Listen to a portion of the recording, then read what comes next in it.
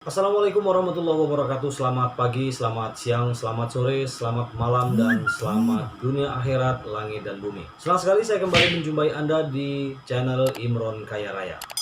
Saya selalu mendoakan kepada YouTuber yang pintar dimanapun Anda berada, umur berapapun, suku apapun, agama apapun, dan tinggal di belahan bumi manapun, selalu sehat walafiat, jasmani dan rohani, selalu dimudahkan oleh Allah Subhanahu wa Ta'ala, murah rezeki, panjang umur. Amin ya Rabbal 'Alamin. YouTuber yang pintar, dalam 2 pekan terakhir ini, sejumlah media dan juga netizen di negeri Pancasila ini sedang membahas tentang ujaran bintang Emon di medsosnya yang terkait dengan hukuman terhadap pelaku penyiraman Novel Baswedan. Spontan, ujaran anak muda ini kemudian banyak menuai kritik yang juga sebagian pujian. Ya, begitulah memang resikonya, ada sesuatu yang muncul ke permukaan, apa yang kita lakukan, apa yang kita tulis, apa yang kita ucapkan, tidak selalu disenangi oleh orang atau juga tidak selalu dibenci oleh orang. Tidak senangnya orang kepada kita, apapun yang kita lakukan ini adalah sunatullah. Artinya sesuatu yang muncul ke permukaan, apakah itu orang senang atau tidak, ini sudah menjadi hal yang sangat kodrati. Sebab jangankan bintang Emon, jauh sebelum kita lahir di muka bumi ini, iblis pun sudah minta izin sama Allah supaya punya hak untuk mengganggu manusia, dan itu diizinkan. Maka pertarunganlah terjadi dalam diri kita adalah pasukan malaikat dan pasukan iblis. Jadi pertarungan ini tidak akan bakal selesai antara pro dan kontra, senang tidak senang, hitam putih, salah dan benar. Ini menjadi sesuatu yang sangat kodrati yang akan berakhir ketika memang Allah Subhanahu wa Ta'ala sudah mengambil inisiatif untuk menggulung isi langit dan bumi.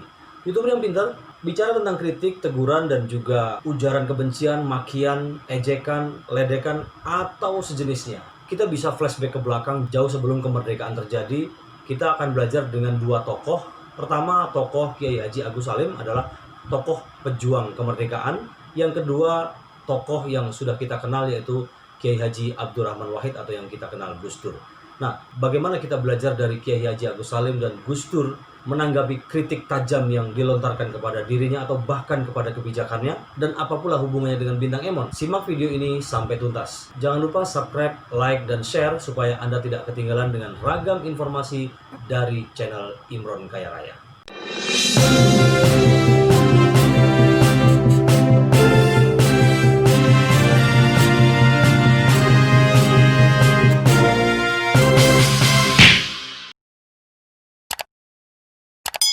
Terima kasih Anda kembali bersama saya di Imron Channel Kaya Raya, dan saya ucapkan selamat berjumpa kepada YouTuber yang pintar yang baru saja klik di channel ini. YouTuber yang pintar, dalam sejarah tercatat bagaimana seorang tokoh pejuang kemerdekaan Kiai Haji Agus Salim ketika membuat sebuah argumentasi bagi kalangan muda yang ketika itu berada di luar masjid dan meledek Kiai Haji Agus Salim saat sedang berceramah atau berpidato waktu itu. Sekelompok anak muda ini yang berada di luar masjid seketika mengejutkan jamaah karena tiba-tiba mereka bersuaranya mengembek layaknya kambing. Karena suaranya ramai sehingga suara anak-anak muda ini sempat juga mengganggu kenyamanan jamaah dan tentu saja mengusik Kiai Haji Agus Salim yang saat itu masih berada di atas mimbar.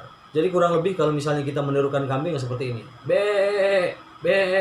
Begitulah kira-kira suara ejekan yang dilontarkan kepada Haji Agus Salim yang saat itu masih sedang melakukan pidato di depan jamaah. YouTuber yang pintar, sontak suara itu langsung mendapat respon dari jamaah dan juga respon dari Kiai Haji Agus Salim. Ledekan anak-anak muda terhadap Kiai Haji Agus Salim ini diduga karena Haji Agus Salim ini kan memang punya khas sendiri ya, punya jenggot khusus yang itu menjadi ciri khas beliau. Dan anak-anak muda ini sepertinya sedang meledek, mengejek Kiai Haji Agus Salim seolah-olah jenggot tadi mirip-mirip kambing. Itulah yang dilontarkan oleh para anak muda yang kemudian mengembek di luar jamaah masjid. Namun ketika kemudian Kiai Haji Agus Salim tadi mendengar ejekan dan ledekan dari anak muda dengan mengembek tadi, apakah kemudian marah Kiai Haji Agus Salim? Apakah kemudian melontarkan kebencian atau diusir? Ada sebuah argumentasi yang disinilah kita mesti harus banyak belajar dengan sosok pejuang kemerdekaan yang satu ini. Jadi YouTuber yang pintar, Haji Agus Salim itu dengan ejekan dan ledekan anak muda tadi, ini malah sebaliknya. Dengan tingkat kecerdasannya, Haji Agus Salim memberikan argumentasi yang sama sekali di luar logika dan nalar anak-anak muda. Bahkan juga jamaah tidak pernah menduga bahwa kalimat ini akan muncul.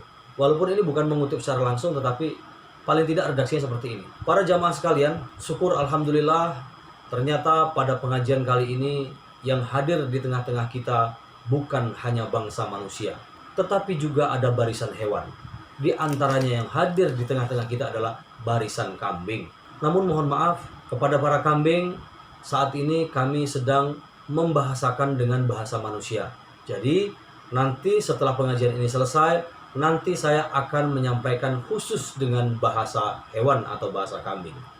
Begitulah ujaran argumentasi yang dilontarkan oleh Haji Agus Salim ketika menerima ledekan dan ejekan dari para anak muda. Lantas bagaimana respon para anak muda ini? Mereka tunggang langgang dan merasa malu, akhirnya meninggalkan masjid. Dan jamaah kemudian tenang, suasana kembali normal. Kisah kedua tentang Gus Dur. Dalam catatan sejarah juga kita mengingat bagaimana Gus Dur ketika memasuki tahun kedua, bagaimana guncangan politik di Indonesia begitu kuat. Sampai akhirnya ada gerakan-gerakan yang mencoba untuk mendongkel agar Gus Dur jatuh dari kursi presiden. Nah, suatu ketika Gus Dur berkesempatan melawat ke kota Palembang. Dan saat itu Gus Dur berkesempatan untuk memberikan sebuah pencerahan kepada jemaah di Palembang, khususnya di Masjid Agung Palembang. Waktu itu saya dan para jurnalis dengan jamaah juga sedang berkumpul di situ. Saya berada di lokasi. Sampai juga akhirnya argumentasi Gus Dur menanggapi tentang banyaknya tuntutan bagaimana Gus Dur harus mundur ketika itu. Di hadapan jamaah di Masjid Agung Palembang, Gus Dur seketika menjelaskan argumentasi. Dan ini sekali lagi di luar dugaan banyak orang. Dengan tegas, Gus Dur mengatakan, yang menuntut saya mundur dari kursi presiden adalah orang gila. Suasana jamaah menjadi tegang. Seketika suasana jamaah menjadi hening. Mereka menunggu ujaran apa, kalimat apa yang bakal keluar setelah ujaran Gus Dur itu selesai. Nyaris tidak ada yang bersuara. Mereka menunggu, kami juga menunggu. Kemudian Gus Dur melanjutkan ujarannya. Kenapa saya bilang orang gila? Saya ini berjalan maju saja dituntun. Apalagi saya berjalan mundur. Apa bukan orang gila itu? Ujaran ini kemudian merubah suasana menjadi gelak tawa. Ada sebagian yang geleng kepala, ada juga yang senyum, ada yang saling toleh-menoleh. Dan saya tidak tahu apa isi kepala di masing-masing jamaah. YouTuber yang pintar. Yang ketiga agak serius. Saya tidak bicara soal tokoh, tetapi aturan fikih. Kita ketahui dalam hukum fikih sudah menjadi aturan baku bahwa imam sholat yang salah, baik salah bacaan atau juga lupa rakaat, akan biasa ditegur oleh makmum dengan subhanallah, menandakan bahwa imam itu salah rakaat. Atau kalau misalnya ada bacaan yang salah, makmum akan segera merespon dan makmum harus melanjutkan ayat yang dibaca dan membenarkan ayat yang salah tadi. Ini sebuah hukum yang sudah baku di fikih. Ketika mendapat teguran itu, imam tidak bisa menolak. Imam wajib menuruti teguran dari makmum. Kenapa? Kalau imam sampai menolak kritik dari makmum, maka yang terjadi adalah jamaah akan rusak, jamaah akan bubar. Tentu ini akan merusak semuanya. Rakaat pertama, kedua, ketiga itu pasti hancur. Berarti kita harus mengulang lagi. Oleh sebab itu ketika makmum menegur, maka imam harus tunduk dan patuh. Kalaupun di tengah perjalanan misalnya ada imam yang batal, maka imam juga harus sadar posisi. Sadar posisi artinya dia harus minggir, mengambil posisi di sebelah sajadah, minggir, kemudian dia harus duduk, dan makmum di belakangnya dia harus menggantikan, melanjutkan jamaah itu, supaya jamaah sholat itu tidak akan rusak sampai akhir dengan salah. YouTuber yang pintar, tegur menegur di makmum dan imam, ini tidak akan pandang bulu. Selama dia memang baligh dan memang sudah sah untuk menegur, ikut jamaah, maka dia berhak untuk melakukan teguran kepada sang imam. Dan imam tidak boleh menolak. Kenapa? Kalau imam menolak, maka rusaklah semua jamaah itu. YouTuber yang pintar, teguran, kritikan, ejekan, ledekan, makian, atau apapun bentuknya, sekarang ini sedang menggejala di tengah era digital. Ada yang melalui medsos, ada yang kemudian secara langsung, ada yang melalui televisi, koran, dan lain sebagainya. Tapi ini sebuah proses resiko dari perkembangan pola pikir di alam demokrasi yang demikian bebas. Sehingga kadang-kadang orang mengatakan kok terlalu bebas gitu kan, akhirnya tidak ada kendali. Nah, dengan banyaknya kritik, kemudian banyaknya ada makian, hujatan, dan berbagai macam serangan dalam tanda kutip, bahkan itu mengarah kepada kebijakan pemerintah, kadang-kadang juga secara personal, akhirnya membuat gerah juga. Akhirnya para pengelola negara ini gerah juga dengan serangan-serangan dalam tanda kutip dari netizen, dari masyarakat. Tentu saya yakin ada sebuah keinginan kebaikan sebenarnya. Hanya mungkin bagaimana kita menanggapinya. Nah, kegerahan pemerintah ini kemudian ditangkap dengan sebuah sistem, dan sistem itu melahirkan sebuah undang-undang. Undang-undangnya apa? Salah satunya adalah Undang-Undang ITE, Undang-Undang Informasi dan Transaksi Elektronik, dan juga undang-undang lain.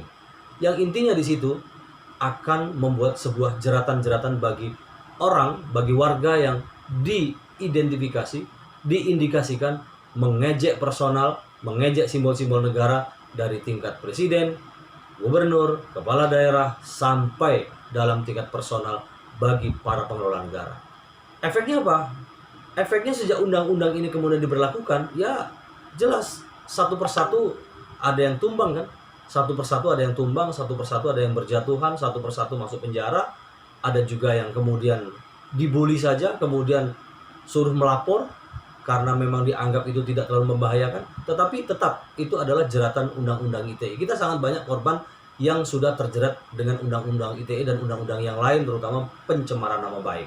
Nah, dari kasus ini kemudian kita kembali kepada kisah bagaimana Agus Salim, Gus Dur, dan juga kisah Imam Sholat dan Makmum tadi. Kita saat ini sudah sangat kehilangan yang namanya Kiai Haji Agus Salim, sosok Gus Dur secara ideologi. Di tengah kritik yang pedas, di tengah makian, di tengah hujatan di era digital sekarang, kita sekarang sedang rindu bagaimana memunculkan sosok kembali Kiai Haji Agus Salim, sosok kembali Gus Dur. Secara ideologi, kita harus banyak belajar dengan beliau. Bagaimana kedua tokoh ini memberikan sebuah argumentasi terhadap anak-anak muda yang mengkritik, menghujat, meledek, itu dengan argumentasi yang cerdas dan mencerahkan.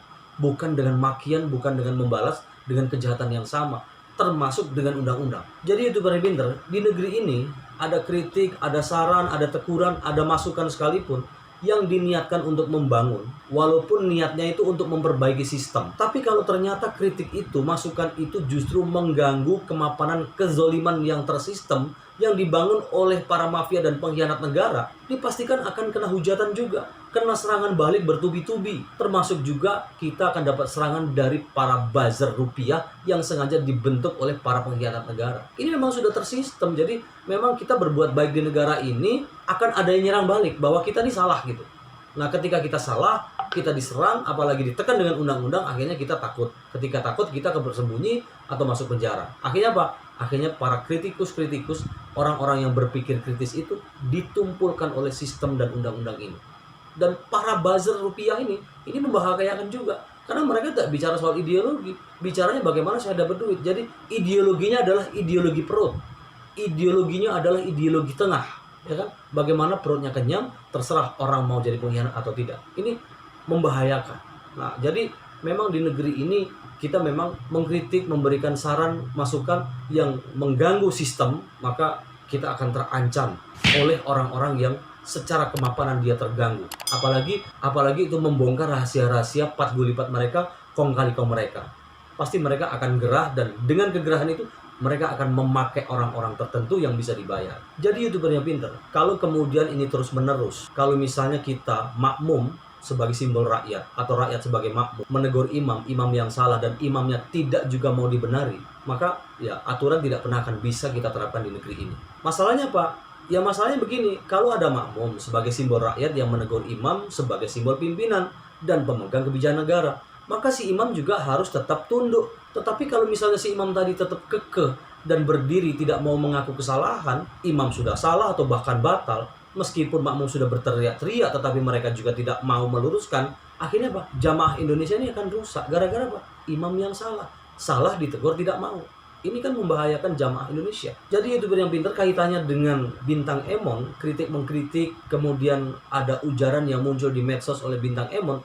Saya pikir Bintang Emon ini hanya seonggok rumput yang sekarang ini sedang berada di pojok-pojok dusun, kemudian hanya lilin-lilin kecil yang berada di pojok-pojok kota, di pojok-pojok perdusunan, dan itu nanti juga akan menyulut lilin-lilin kecil yang ada di pojok-pojok desa, yang kelak saya berharap lilin-lilin kecil ini juga akan tersulut, akan berkumpul menjadi sebuah kumpulan cahaya yang kelak juga akan menerangi bangsa ini, sehingga para imam-imam itu, para imam-imam yang salah, para imam-imam yang batal itu bisa tercerahkan oleh para makmum-makmum kecil-kecil ini. Jadi Bintang Emon ini hanya lilin-lilin kecil saja. Tapi yakinlah, kegelisahan yang sama sebenarnya banyak juga diderita oleh Bintang Emon di setiap dusun di pojok-pojok Indonesia. Hanya mereka sekarang bersembunyi. Mereka belum saja menyalakan lilin-lilin baru dan berkumpul. Dan saya yakin suatu ketika takdir akan menjawab semua itu. Jadi YouTuber yang pintar, idealnya memang seperti ini.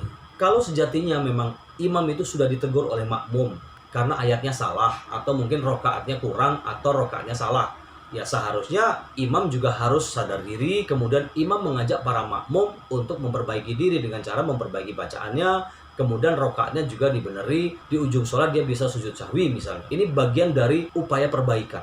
Artinya apa? Kalau memang makmum ini sudah memberikan sebuah saran, teguran kepada imam dan imam itu salah atau bahkan itu batal, artinya seorang imam sebagai simbol pemimpin negara di semua kebijakan, di semua tingkatan juga harus mengajak istilahnya wudhu nasional kalau misalnya kita meminjam istilah Gus Nur.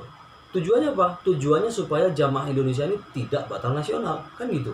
YouTuber yang pintar sebagai penutup, tentu kisah ini sering didengar dari beberapa kiai, dari beberapa ustadz, atau juga pernah Anda baca sendiri. Dalam sebuah sejarah, Rasulullah itu di sebuah perjalanan selalu diludahi oleh orang kafir. Dan si kafir ini setiap kali Rasulullah berangkat ke masjid, pulang dari masjid selalu diludahi, dan itu nyaris setiap hari. Nah, tetapi suatu ketika si kafir tadi tidak ada di tempat, dan kemudian Rasulullah bertanya kepada di antara orang-orang yang berada di situ, mana si A itu kok tidak meludahi saya? Ternyata Rasulullah mengetahui bahwa si kafir yang sering meludahi tadi sedang sakit. Mendengar si kafir tadi sakit, Rasulullah kemudian pulang dan kembali ke rumah si kafir tadi dengan senyum dan damai.